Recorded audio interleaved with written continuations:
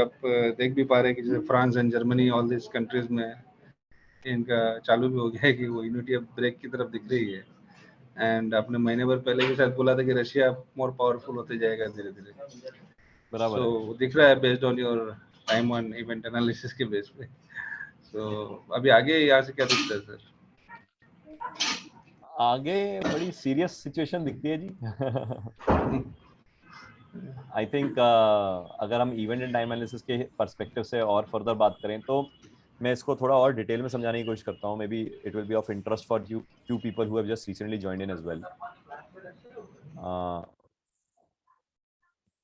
सबसे पहले तो हमने आई थिंक वेबिनार में जस्ट रिसेंटली डिस्कस भी किया था कि कैसे यूरोप और रशिया की क्लोजनेस थी जो यूएस को पसंद नहीं आई, कैसे चाइना और यूएस की क्लोजनेस थी मगर चाइना उसके ऊपर जाना चाहता था विद द टेक्नोलॉजी एज, जो कि यूएस को पसंद नहीं आया। सो हेंस जो चाइना और अमेरिका का समझौता था वो टूट गया और यूरोप और रशिया का था वो यूएस नहीं चाहता था कि जमता रहे, तो इसलिए यूएस तोड़ने पे लगा हुआ था। फिर देखा जाए तो रशियन फ्रंट पे भी हमने एक वेबिनार किया था कि यूएस सेकेंड वर्ल्ड वॉर के बाद अल्टीमेटली जब तुम्हारा डिसाइड हो गया कि भैया तू इस तरफ नहीं आएगा, रशिया आगे नहीं जाएगा, मगर फिर भी यूएस एक्सपैंड करते करते नेटो को पहुंचते पहुंचते उसके बॉर्डर पे ही आ गया, तो हमने इसके ऊपर भी वेबिनार किया था कि भैया अब रशिया के पास कोई और चारा ही नहीं था। जब तू यूक्रेन में मेरे सर पे ही खड़ा होएगा तो मेरे को लड़ाई तो करनी पड़ेगी ना, मेरे को तेरे ऊपर अटैक तो करना ही पड़ेगा, एंड हेंस अटैक वाजिब था। एंड इसके ऊपर भी हमने वेबिनार पूरा किया जिसमें हमने वो डिस्कस किया था शॉर्टेज ऑफ व्हीकल्स होंगी बिकॉज री रूटिंग ऑफ ऑयल होएगा, VLCC, Swiss max, mini max वगैरह। फिर हमने, अगर आपको याद होगा, लास्ट ईयर एक वेबिनार किया था या शायद हमने पोर्टफोलियो एजुकेशन में डिस्कस किया था कि यूएस जो अफगानिस्तान से एग्जिट कर रहा है, ये बड़ा स्टेज सेटअप कर रहा है कि एशिया में लड़ाई पूरी प्लान करेगा। बिकॉज यूएस का मेजरली पर्पस, अगर हम सेकेंड वर्ल्ड वॉर से भी देखें यूएस को, यूएस उस टाइम पे भी क्या करता था, फंडिंग करता था दोनों कंट्रीज को, बीच में वैसा आग लगाता था, आपस में भिड़ते रहते थे, अपने डिफेंस इक्विपमेंट बेचता रहता था, क्योंकि उसको लगता है कि मैं बहुत दूर बैठा हूं, मेरे ऊपर कोई हाथ लगाएगा नहीं, मैं बहुत दूर बैठा हूं, मैं तो कुछ कर नहीं रहा, मैं पीछे से बैक फायर कर रहा हूं, मैं खुद तो फ्रंट पे आके अटैक तो कर, मैं सिर्फ वेपन्स दे रहा हूं। सो इसलिए जब यूएस एग्जिट कर रहा था ना अफगानिस्तान से, तो बहुत क्लियर लफ्जों में समझ आ रहा था कि ये सेंट्रल एशिया को बवाल कर देगा। एंड बट ऑब्वियसली शुरू शुरू में, जैसे हमने जिक्र भी किया कि शुरू शुरू में उसने जानबूझ के, शायद नाटो कंट्रीज ने यूक्रेन को लॉन्ग रेंज मिसाइल नहीं दी, क्योंकि लॉन्ग रेंज मिसाइल अगर वो नाटो कंट्रीज को देते तो नाटो कंट्रीज यूक्रेन को देते, यूक्रेन रशिया के मॉस्को जैसे सिटी के ऊपर पहले ही लॉन्ग रेंज मिसाइल फेंक देता, तो रशिया रिटेलिएट करने के लिए यूरोजोन तक घुस जाता। तो इसलिए रशिया भी धीरे धीरे करके कन्वेंशनल वेपन से यूज करके अल्टीमेटली उसका टारगेट ये था कि मैं वो वाली टेरिटरीज को अक्वायर कर लूं जहां पे यूरेनियम रिजर्व्स हैं, जहां पे पोटैश के रिजर्व्स हैं, जहां पे वीट के रिजर्व्स हैं, स्टील एंड पावर के प्लांट्स हैं वगैरह वगैरह, मैं उसको एक तरह से कवर कर लूं, जिसको टेरिटरी को अक्वायर करके अल्टीमेटली कह देगा मैं नेगोशिएशन टेबल पे आना चाहता हूं। और यही मैंने 8-10 महीने पहले भी जिक्र किया था जब वार शुरू हुई थी कि ये रशिया का मेन मोटो ये रहेगा, और ये हमने आई थिंक इंडस्ट्री के ग्रुप्स में डाला भी था। अब यहां से गेम थोड़ी चेंज हो रही है।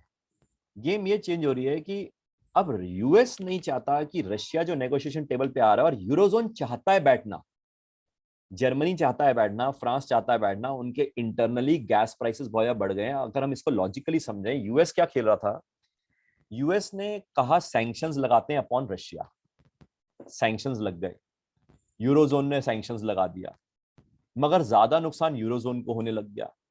सो अल्टीमेटली जो बची कुची सैंक्शंस थी वो यूएस ने यूरोप के पीछे पड़ के अभी जस्ट रिसेंटली लगवा दी। जब वो भी लग गई तो यूएस ने अपनी गैस जो है वो महंगे दाम पे सप्लाई करना शुरू कर दिया यूरोजोन को। तो यूरोजोन ने कहा भाई अगर तो दोस्ती था तो एटलीस्ट गैस तो उस प्राइस पे दे देता, मगर गैस तो महंगा, मतलब आई मीन टू से हमें भिड़ा रहा है और अपनी गैस बेच रहा है महंगे प्राइस पे।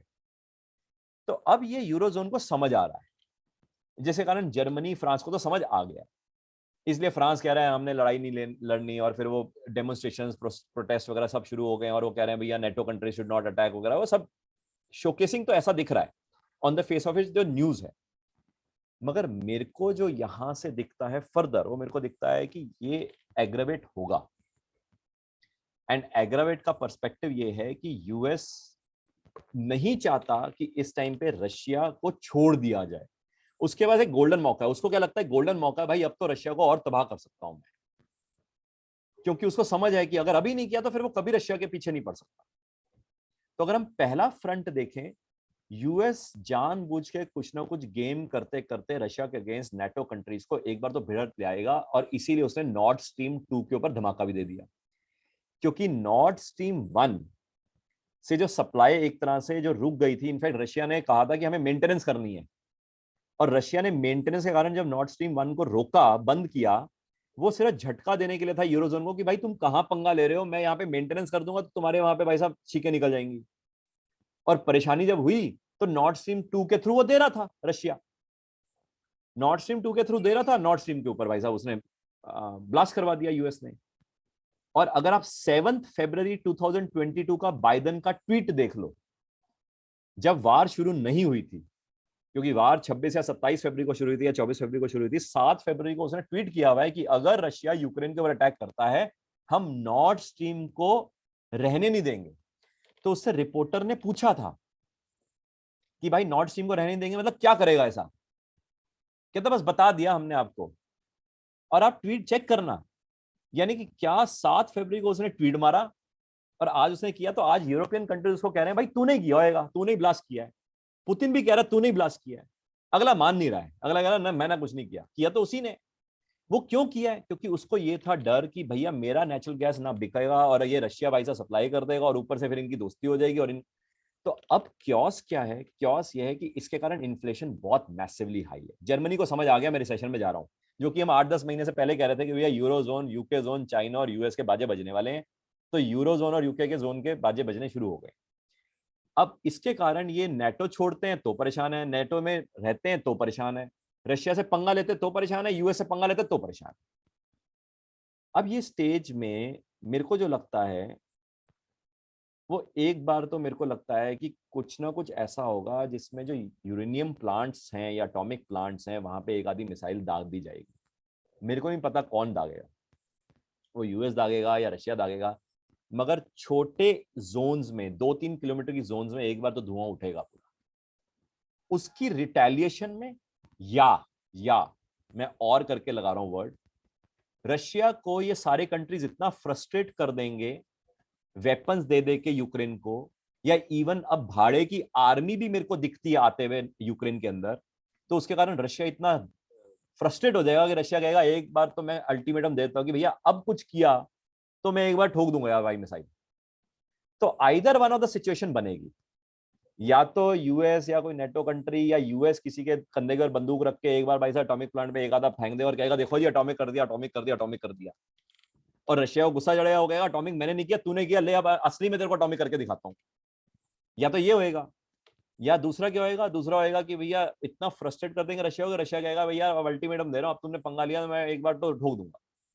और उस फ्रस्ट्रेशन के तहत जब एक बार वो अटैक पर्टिकुलरली यूरोजोन की तरफ जाएगा, यूरोजोन या यूके जोन की तरफ जाएगा, तो क्लैश बहुत बड़ा होगा। ये है वन सिनेरियो, और इसमें इवेंट एंड टाइम एनालिसिस के हिसाब से अगले 1.5 साल रशिया का बहुत स्ट्रांग है।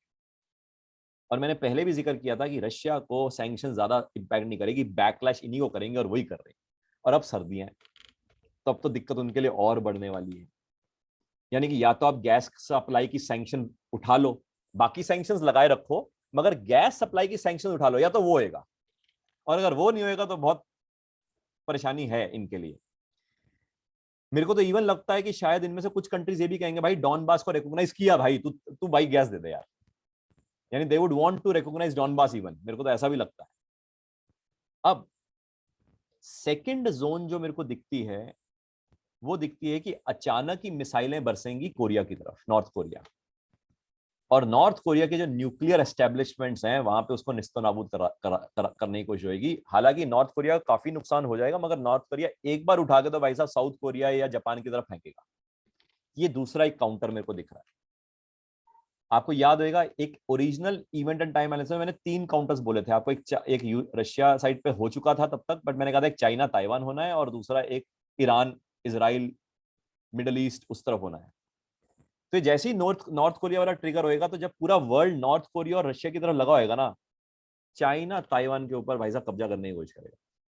क्योंकि उसका मूड ये है कि जब सारे लोग वहां बिजी हो तो मैं एक हफ्ते में अपना सब निपटा लूं। वो निपट नहीं पाएगा क्योंकि यूएस उसको भी नहीं छोड़ेगा। सो फेज क्या रहेगा? फेज ये रहेगा 2023, 24, 25 यूरोजोन और यूके जोन की हालत बदतर हो जाएगी, और 25 के बाद चाइना की हालत और यूएस की हालत बदतर हो जाएगी। और मेरे को कहना नहीं चाहिए, मगर मेरे को इवेंट एंड टाइम एनालिसिस के हिसाब से लगता है ये वार तब रुकेगी जब आखिरी में न्यूक्लियर अटैक यूएस के ऊपर होएगा। तो ये 2027 के आसपास होगा, तो ये पूरा डेकेड में बड़े तमाशे दिखेंगे। तो अभी आराम से आप मूवी को एंजॉय करो जो चल रही है वर्ल्ड में, क्योंकि हम कुछ कर नहीं सकते हैं, but we will feel sorry, क्योंकि बहुत लोगों का नुकसान होएगा, बहुत लोग बेचारे मरेंगे, बहुत लोग मारे जाएंगे, but we can not do anything. तो हमारा देश जो है वो चुपके छुपा के बेचारा ग्रो करने की कोशिश करेगा, मगर उसको भी ग्रो करने में अड़चने जितनी डाल सकते हैं, वो मैंने पहले भी जिक्र किया है, वो पहले मीडिया के थ्रू करेंगे, राइट्स के थ्रू करेंगे, फंडिंग के थ्रू करेंगे, कुछ तो करेंगे। तो गवर्नमेंट को समझ आए ये करते रहेंगे भाई साहब, और हमें आगे बढ़ना है। तो ये मेरे को पूरी कहानी रशिया और पूरे इंटरनेशनल स्टेटस पे दिखता है। तो यहाँ से चाइना अरुणाचल प्रदेश की तरफ करेगा, लद्दाख की तरफ करेगा, यहाँ से पाकिस्तान JNK की तरफ से करेगा, तो वो दोनों तरफ से स्क्वीज करने की कोशिश करेंगे। दिखेगा ऐसा कि वार लाइक बड़ा हो सकता है, बट वो इतना बड़ा नहीं होएगा जो हम पूरा वार सोच रहे हैं, फुल ब्लोन नहीं होएगा, बट एक लिमिटेड स्ट्राइक, लिमिटेड अटैक वगैरह वो डेफिनेटली रह सकता है।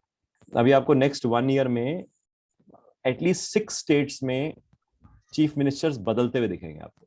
अभी कुछ नहीं ऐसा दिख रहा ना, आपको एटलीस्ट 6 स्टेट्स में बदलते हुए दिखेंगे, and towards the advantage for BJP. हो सकता है सेम पार्टी का सीएम हटके शायद सेम पार्टी का ही सीएम आ जाए, वो ऐसा भी हो सकता है, मगर 6 सीएम उथल पुथल होएगा, but towards the advantage for BJP रहे। बट एक चैलेंज ये भी है कि कुछ बीजेपी के नेताओं की तबीयत खराब भी रहेगी, तबीयत खराब होंगी। अभी मैंने पहले भी जिक्र किया था, तो वो अभी आना शुरू हो जाएगा। नेचुरल डिस्ट्रप्शंस आएंगी, नेचुरल डिस्ट्रप्शंस के कारण गवर्नमेंट का काफी बजट वहां पे हिट होएगा। अर्थक्वेक एक मेजर दिखता है, अर्थक्वेक दिखता है, नेचुरल डिजास्टर दिखते हैं। 2023 में कुछ फेमस नेता जाते हुए भी दिखते हैं, तो थोड़ा थोड़ा ऐसा रहेगा। 2023 is a wonderful year for IT and communication stocks. मैंने पहले भी जिक्र किया, 2023 में you will hear a lot of news around satellite attack, aliens communication. अभी रिसेंटली भी कुछ न्यूज आर्टिकल आए भी हैं एलियंस के रिलेटेड, और शायद आपको याद होगा 1-2 साल पहले मैंने जिक्र किया था कि 2023 में ऐसा होगा, और 23 से बस थोड़ा पहले शुरू हो गया है। So communication and IT will rise overall in 2023, but